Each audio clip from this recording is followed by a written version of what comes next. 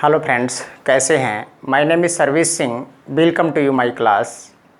तो आज का टॉपिक क्या है, गैमेटोजेनेसिस, युग्मक जनन किसे कहते हैं। ये टॉपिक हाई स्कूल से स्टार्ट हो जाता है, इंटरमीडिएट में भी आता है, बीएससी में भी आता है और नीट के लिए भी इम्पॉर्टेंट टॉपिक है। तो आइए जानते हैं इस टॉपिक के बारे में। क्या है गैमेटोजेनेसिस, किसे कहते हैं युग्मक जनन। तो सबसे पहले बात करते हैं कि अगर आप मेरा चैनल देखते हैं तो उसे सब्सक्राइब कर लीजिए, बेल आइकन का बटन भी दबा दीजिए, जिससे आपके पास हमारी वीडियो का नोटिफिकेशन पहुंचता रहे। तो ठीक है, अब सीधे सीधे टॉपिक पर आ जाते हैं। क्या टॉपिक है, गैमेटोजेनेसिस। क्या होता है ये गैमेटोजेनेसिस, कौन सी क्रिया होती है गैमेटोजेनेसिस। तो अगर हम इसकी छोटी सी परिभाषा आपको बताते हैं, क्या है ये गैमेटोजेनेसिस। गैमीट्स का निर्माण होना, गैमीट्स का निर्माण होना ही गैमेटोजेनेसिस की क्रिया कहलाती है। किसका निर्माण होना, गैमीट्स का निर्माण होना, गैमीट का निर्माण होना, गैमीट का निर्माण होना ही गैमेटोजेनेसिस की क्रिया कहलाती है। अब कौन कौन से गैमीट्स होते हैं, दो प्रकार के गैमीट होते हैं, एक तो मेल गैमीट होते हैं, दूसरे फीमेल गैमीट होते हैं। गैमीट कौन कौन से होते हैं, एक तो मेल गैमीट होते हैं और दूसरे कौन से होते हैं, फीमेल गैमीट होते हैं। तो दो प्रकार के गैमीट्स होते हैं, फीमेल एंड मेल गैमीट। इन दोनों प्रकार के गैमीट्स का निर्माण होना ही गैमेटोजेनेसिस की क्रिया कहलाती है या फिर युग्मक जनन की क्रिया कहलाती है। अब ये क्रिया कहाँ कहाँ होती है, तो अब बात करते हैं गैमेटोजेनेसिस की क्रिया कहाँ कहाँ होती है। यदि मेल गैमीट का निर्माण होता है तो ये क्रिया मेल के अंदर कहाँ होती है, टेस्टिस के अंदर होती है। कहाँ होती है, टेस्टिस के अंदर। इसे वृषण भी कहते हैं। ओके। अगर फीमेल गैमीट का निर्माण होता है तो ये कहाँ होता है, फीमेल के अंदर होता है। और कहाँ होता है, ओवरी के अंदर होता है, जिसे अंडाशय भी कह सकते हैं। तो इस तरीके से मेल के अंदर टेस्टिस में गैमीट्स का निर्माण होता है, उसे मेल गैमीट कहते हैं। मेल गैमीट का नाम क्या है, स्पर्म। क्या नाम है, स्पर्म, या फिर इसे शुक्राणु के नाम से जाना जाता है। ओके। और जो ओवरी की संरचना कहाँ होती है, फीमेल के अंदर होती है। तो फीमेल के अंदर जो फीमेल गैमीट बनते हैं इस ओवरी की संरचना के अंदर, उसे क्या बोलते हैं, ओवा अथवा एग सेल भी कह सकते हैं। ये इसके फीमेल गैमीट कहलाते हैं। एक विशेष बात और भी है, ध्यान देने की जरूरत है। जो गैमीट्स होते हैं वो हमेशा हैप्लॉइड होते हैं। एक छोटी सी बात ध्यान और देना है आपके लिए, हैप्लॉइड एंड डिप्लॉइड ये क्या होते हैं, ये भी जानना आप लोगों के जरूरी है। हैप्लॉइड किसे कहते हैं, हैप्लॉइड उसे कहते हैं जिसके अंदर क्रोमोसोम्स की संख्या आधी होती है, और डिप्लॉइड के अंदर क्रोमोसोम्स की संख्या पूरी होती है। इसको किस तरीके से रिप्रेजेंट करते हैं, डिप्लॉइड स्टेज जहां पर होती है उसे वहां पर 2n अथवा उसे 2x भी लिख सकते हैं। x या n बराबर नंबर ऑफ क्रोमोसोम्स। ठीक है, ओके। और हैप्लॉइड के लिए, यानी डिप्लॉइड में तो क्रोमोसोम्स की संख्या डबल हो गई है, ठीक है, 2n, और हैप्लॉइड के लिए क्या होगा, सिंगल n होगा, केवल n, अथवा x भी लिख सकते हैं इसे। ठीक है, यहां पर गुणसूत्र की संख्या आधी होती है, क्रोमोसोम्स की संख्या आधी होती है हैप्लॉइड के अंदर, और डिप्लॉइड के अंदर क्रोमोसोम्स की संख्या पूरी होती है। ओके। तो ये हैप्लॉइड और डिप्लॉइड कहलाते हैं। जितनी भी बॉडी के अंदर दैहिक कोशिकाएं होती हैं, सोमैटिक सेल्स की संरचना होती है जो हमारे बॉडी की संरचना का निर्माण करती हैं, वो सारी कोशिकाएं कैसी होती हैं, डिप्लॉइड होती हैं, द्विगुणित होती हैं। उसके अंदर क्रोमोसोम्स की संख्या 2x होती है या फिर 2n होती है। लेकिन जो गैमीट होते हैं उसके अंदर क्रोमोसोम्स की संख्या कितनी होती है, सिंगल n या सिंगल x, अर्थात कह सकते हैं गैमीट्स हमेशा कैसे होते हैं, हैप्लॉइड होते हैं। इसको हिंदी में क्या कहते हैं, इसे अंगुणित कहते हैं हिंदी में, इसे अंगुणित। और इसे डिप्लॉइड के लिए क्या कहते हैं हिंदी में, द्विगुणित इसे कहा जाता है। तो इस तरीके से मेल एंड फीमेल के अंदर गैमीट्स का बनना ही गैमीटोजेनेसिस की क्रिया कहलाती है या फिर युग्मक जनन की क्रिया कहलाती है। हमेशा गैमीट्स कैसे होते हैं? हैप्लॉइड होते हैं, अंगुड़ित होते हैं, और ये दोनों प्रकार के गैमीट्स फर्टिलाइजेशन की क्रिया में भाग लेते हैं। अब ध्यान दीजिए, मेल गैमीट क्या होते हैं? स्पर्म होते हैं। जैसे मान लीजिए एक स्पर्म की संरचना है, और फीमेल गैमीट क्या होते हैं? एक ओवम या ओवा की संरचना है। दोनों ये जब कंजुगेट होते हैं, संयुग्मित होते हैं, जिससे एक नई संरचना बनती है। ये कैसे हैं? ये दोनों संरचनाएं हैप्लॉइड हैं। कैसी हैं? हैप्लॉइड हैं, अंगुड़ित हैं। ये क्रोमोसोम्स की संख्या सिंगल एक्स इधर भी है और सिंगल एक्स इधर भी है। तो जब दोनों प्रकार के गैमीट्स हैप्लॉइड वाले मिलते हैं तो क्या बनाते हैं? एक नई संरचना बनती है, जिसे जायगोट कहते हैं या फिर इसे युग्मनज भी कह सकते हैं। अब इस संरचना के अंदर क्रोमोसोम्स की संख्या कितनी हो गई? गुणसूत्र की संख्या कितनी हो गई? एक एक्स तो इधर से आ गया है और एक एक्स इधर से आ गया, यानी 2x, या फिर अथवा इसे क्या लिख सकते हैं? 2n। तो जायगोट की संरचना बनती है तो ये संरचना कैसी होती है? डिप्लॉइड होती है, अर्थात द्विगुणित कहलाती है। जब मेल एंड फीमेल दोनों प्रकार के गैमीट इकट्ठे होते हैं, संयुग्मित होते हैं, तो एक नई संरचना बनती है जिसे जायगोट कहते हैं। अब ये जायगोट की संरचना जब बन जाती है तो ये संरचना वृद्धि करके, ग्रोथ करके, डेवलपमेंट इसका होने के बाद में इससे एक नई जनरेशन फॉर्म्ड हो जाती है, नई संतति बन जाती है इसी संरचना के माध्यम से। तो अब सीधे सीधे बात करते हैं, जो गैमीटोजेनेसिस की क्रिया होती, ये सारी चीज आपके समझ में आ गई होगी। जो गैमीटोजेनेसिस की क्रिया होती है, जिसे युग्मक जनन कहते हैं, यहाँ पर सीधी सीधी बात है, गैमीट्स का निर्माण होता है। अब गैमीटोजेनेसिस की क्रिया कितने प्रकार की होती है? क्योंकि गैमीट कितने प्रकार के होते हैं? 2 प्रकार के होते हैं, मेल गैमीट होते हैं और फीमेल गैमीट होते हैं। मेल गैमीट के लिए क्या कहते हैं? स्पर्म कहते हैं, और फीमेल गैमीट के लिए ओवा या फिर एग सेल भी कह सकते हैं इसे। Okay, right. आगे बात करते हैं, मेल गैमीट जो होते हैं वो कैसे होते हैं? मोटाइल। मोटाइल मीन्स क्या होता है? चल होते हैं। मेल गैमीट जो होते हैं कैसे होते हैं? मोटाइल होते हैं, MOTILE, मोटाइल होते हैं। और ये जो ओवा की संरचना होती है, एक सेल की संरचना होती है, ये कैसी होती है? Non motile. ये अचल होते हैं, ये अपनी जगह पर स्थिर रहते हैं ओवा। और जो स्पर्म होते हैं ये मोटाइल होते हैं, ये चल होते हैं, ये लोकोमोशन करते हैं, ये ओवा की हर समय सर्च करते हैं, तलाश करते हैं।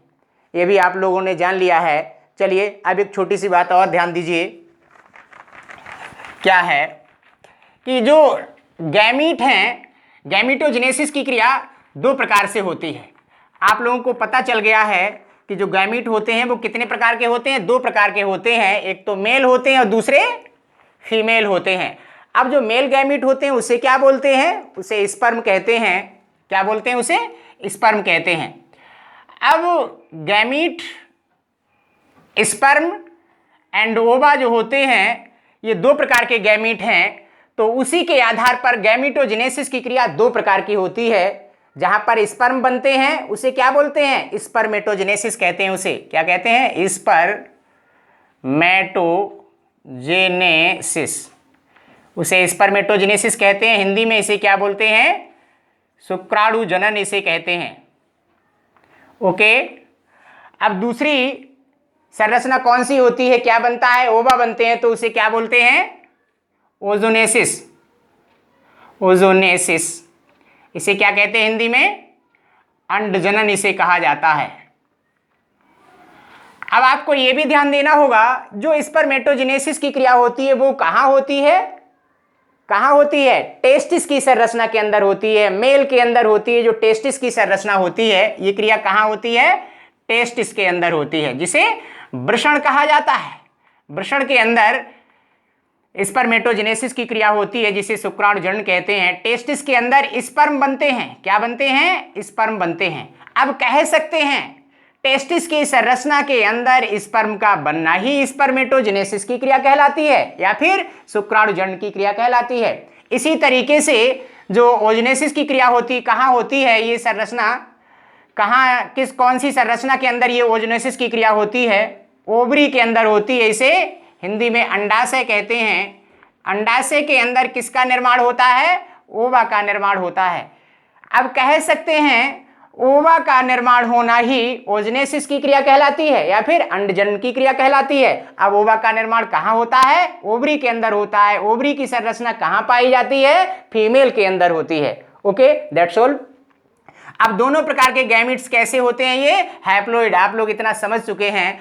अब हम बात करते हैं स्पर्मेटोजेनेसिस की क्रिया में स्पर्म का जो निर्माण होता है, स्पर्म का निर्माण होने के लिए उसे 3 अवस्थाओं में बांटा गया है। अब वो अवस्थाएं कौन कौन सी हैं तो ध्यान दीजिए, कौन कौन सी अवस्थाएं होती हैं जो स्पर्मेटोजेनेसिस की क्रिया के अंदर 3 अवस्थाएं होती हैं। स्पर्मेटोजेनेसिस, इसको हिंदी में क्या कहते हैं? शुक्राणु जनन। शुक्राणु जनन, इसकी 3 अवस्थाएं होती हैं। इसे 3 अवस्थाओं में डिवाइड किया गया है। Number 1 multiplication. मल्टीप्लिकेशन, दूसरी मल्टीप्लिकेशन फेज हो जाती है, इसे हिंदी में क्या बोलते हैं? गुणन प्रावस्था। अब दूसरी फेज कौन सी होती है? Growth phase. इसको हिंदी में क्या कहते हैं? वृद्धि प्रावस्था इसे कहा जाता है, हिंदी में वृद्धि प्रावस्था हो गई है ये। और तीसरी फेज कौन सी होती है? Maturation phase. मैचुरेशन फेज, इसको हिंदी में क्या कहते हैं? परिपक्व प्रावस्था। ये 3 अवस्थाएं होती हैं। तीनों अवस्थाओं से गुजरने के बाद में ही स्पर्म की संरचना का निर्माण होता है। तो यहाँ पर 3 अवस्थाएं आप देख रहे हैं कि स्पर्मेटोजेनेसिस की क्रिया में 3 अवस्थाएं होती हैं, multiplication phase, growth phase, maturation phase. किस तरीके से ये अवस्थाएं आती हैं, इसकी शुरुआत कहाँ से होती है, ये भी आपको पता चल चुका है।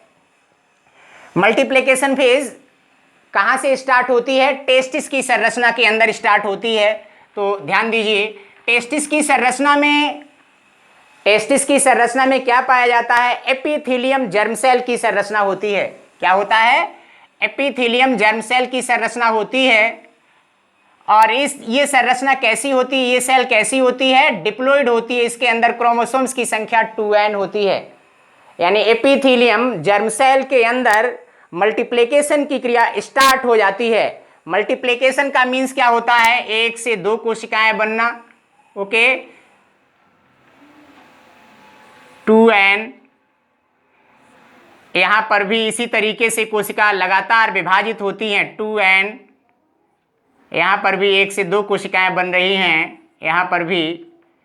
तो ये जो सेल थी, जर्म सेल के अंदर मल्टीप्लिकेशन की क्रिया होती है, गुणन की क्रिया होती है, जिससे 1 से 2 कोशिकाएं बनती हैं, 2 से 4 कोशिकाएं बनती हैं, 4 से 8 कोशिकाएं बनती हैं। इसी तरीके से लगातार कंटिन्यू मल्टीप्लिकेशन की क्रिया चलती रहती है। यहां पर कोशिकाओं की संख्या इन्फिनिटिव हो जाती है।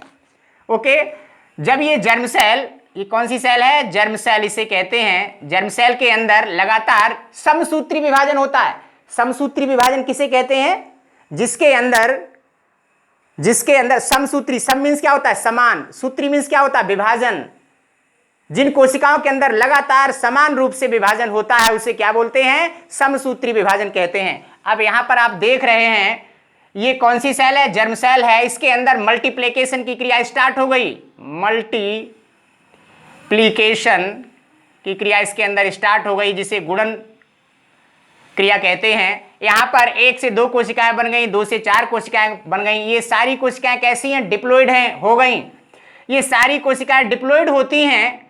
अब ये कोशिका जब आकार में लगातार इसकी संख्या में वृद्धि हो जाती है तो ये अवस्था क्या कहलाती है? क्या कहलाती है? प्राइमरी स्पर्मेटोसाइट इसे कहते हैं। प्राइमरी स्पर्मेटोगोनिया, ये संरचना क्या कहलाती है? प्राइमरी स्पर्मेटोगोनिया कहलाती है। अब ये जब प्राइमरी स्पर्मेटोगोनिया, इस तरीके से जो जर्म सेल के अंदर समसूत्री विभाजन की क्रिया होती है, जिससे ये 1 से 2, 2 से 4, 4 से 8, इस तरीके से तमाम कोशिकाएं जब बन जाती हैं, ये अवस्था इसकी मल्टीप्लिकेशन की फेज कहलाती है। अब इस मल्टीप्लिकेशन की फेज के अंदर क्या बन जाता है? प्राइमरी स्पर्मेटोगोनिया की संरचना बन जाती है। Okay, that's all. आगे बात करते हैं, फिर कौन सी अवस्था आती है, ग्रोथ फेज आती है, जिसे वृद्धि प्रावस्था कहते हैं। स्पर्मेटोगोनिया की संरचना आकार में वृद्धि करके क्या बना लेती है, क्या बना लेती है, क्या बनाती है, प्राइमरी स्पर्मेटोसाइट की संरचना का निर्माण कर लेती है। अब ये संरचना क्या कौन सी कहलाती है, प्राइमरी स्पर्मेटोसाइट। ये संरचना प्राइमरी स्पर्मेटोसाइट कहलाती है। होता क्या है, जो प्राइमरी स्पर्मेटोगोनिया की संरचना होती है, ये धीरे धीरे संरचनाएं कहां प्रवेश कर जाती हैं, सेमनीफेरस ट्यूबल्स के अंदर प्रवेश कर जाती हैं, सेमनीफेरस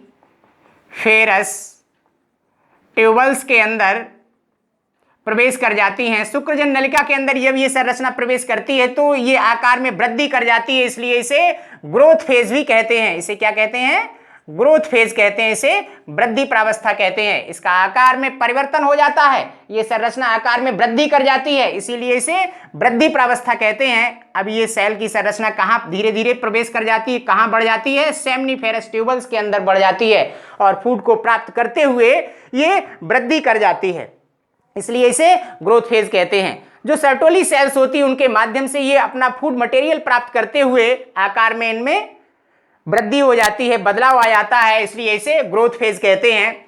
अब यहां से इस प्राइमरी स्पर्मेटोसाइट के अंदर अर्धसूत्री विभाजन की क्रिया होती है। अर्धसूत्री विभाजन की क्रिया होने पर क्या होता है, गुणसूत्रों की संख्या आधी रह जाती है। क्या होता है, गुणसूत्रों की संख्या आधी रह जाती है, हमेशा याद रखिएगा। तो यहां पर 1 से 2 कोशिकाएं बनती हैं। अभी तक ये कोशिका कौन सी थी, डिप्लॉइड थी, द्विगुणित थी। अब यहां से अर्धसूत्री विभाजन की क्रिया हुई तो क्या हुआ, क्रोमोसोम्स की संख्या आधी इसके अंदर आ गई और आधी इसके अंदर आ गई है। तो यहां पर ये संरचनाएं बन गई हैं। अब इसे क्या बोलते हैं, सेकेंडरी, क्या बोलते हैं, सेकेंडरी स्पर्मेटोसाइट, सेकेंडरी स्पर्मेटोसाइट इसे कहते हैं। अब यहां से अब समसूत्री विभाजन की क्रिया होती है, जिससे 1 से 2 कोशिकाएं बन जाती हैं। इसके अंदर भी गुणसूत्र की संख्या सेम बनी रहती है।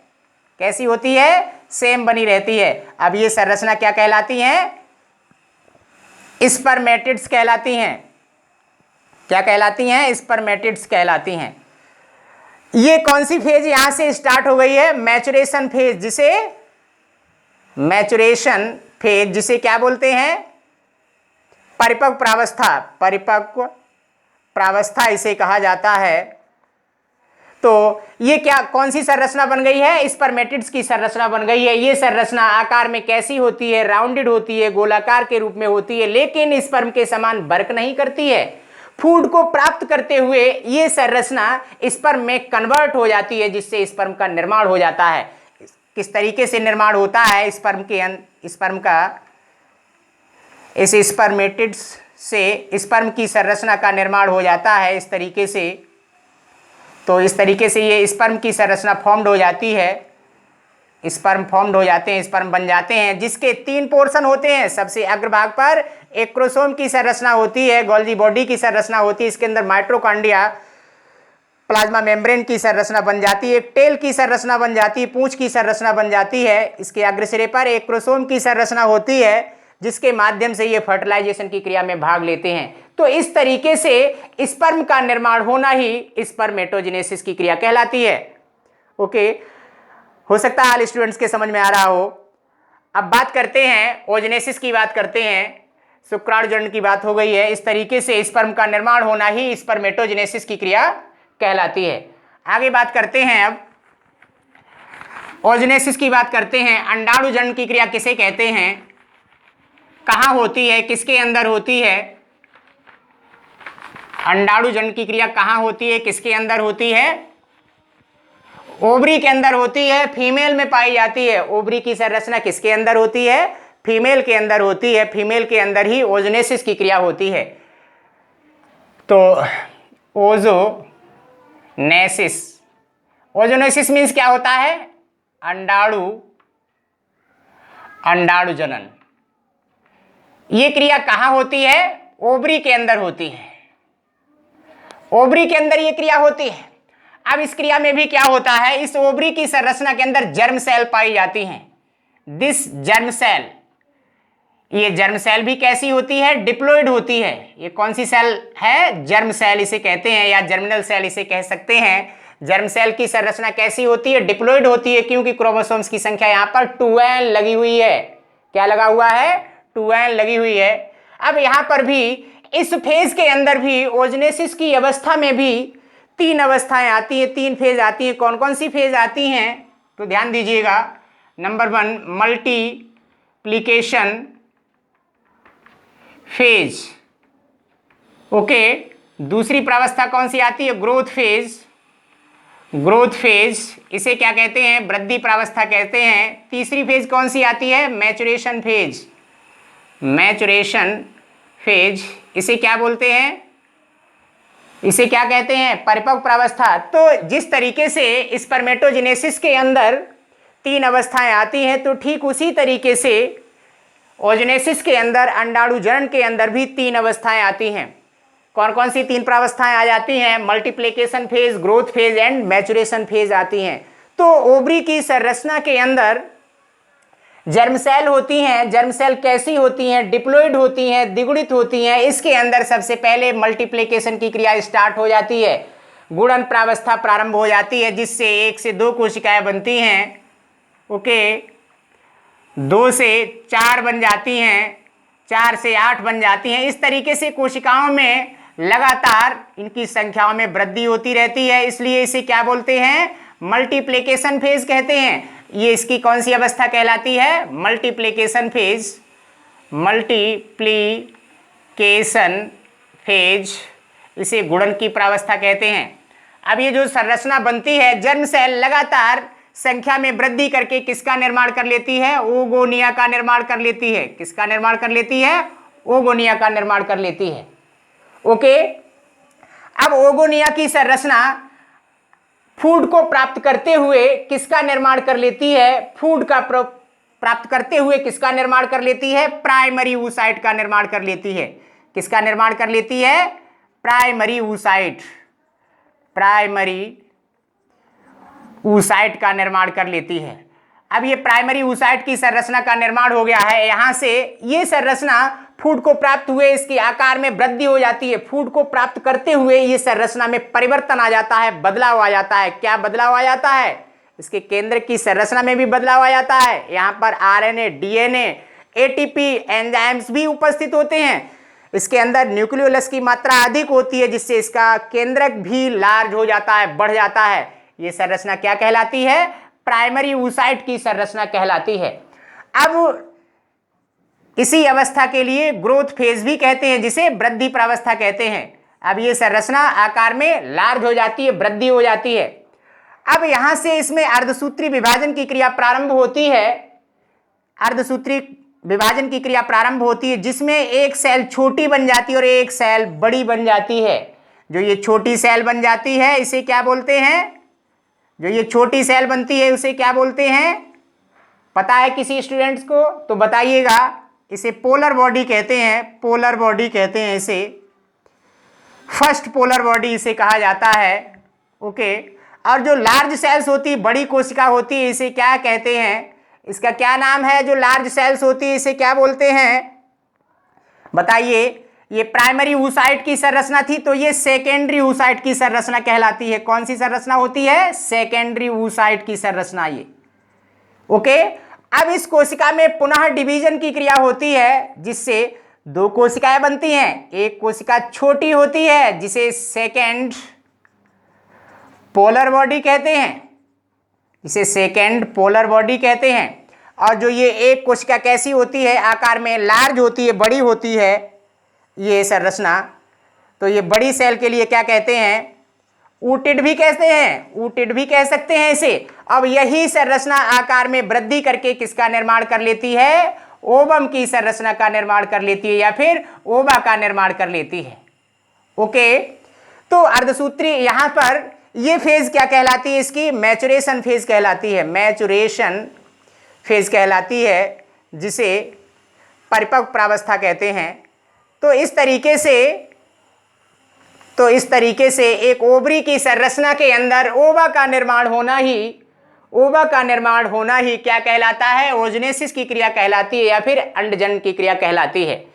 ओके, तो जिन स्टूडेंट्स के ये समझ में आ रहा है तो वो इसे सब्सक्राइब कर लें, लाइक कर दें एंड इसे शेयर भी कर दें। Thank you.